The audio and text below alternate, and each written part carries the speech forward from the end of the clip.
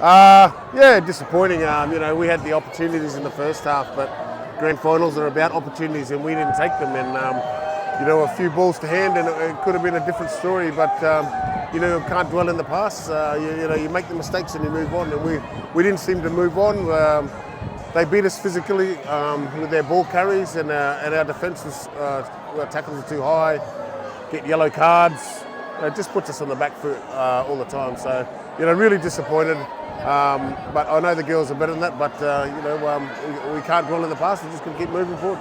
And congratulations, obviously, for New South Wales. They did well today. Very good. They've been the benchmark team, as I've said all year. Just their skill, execution, and their fitness has been way above everyone. And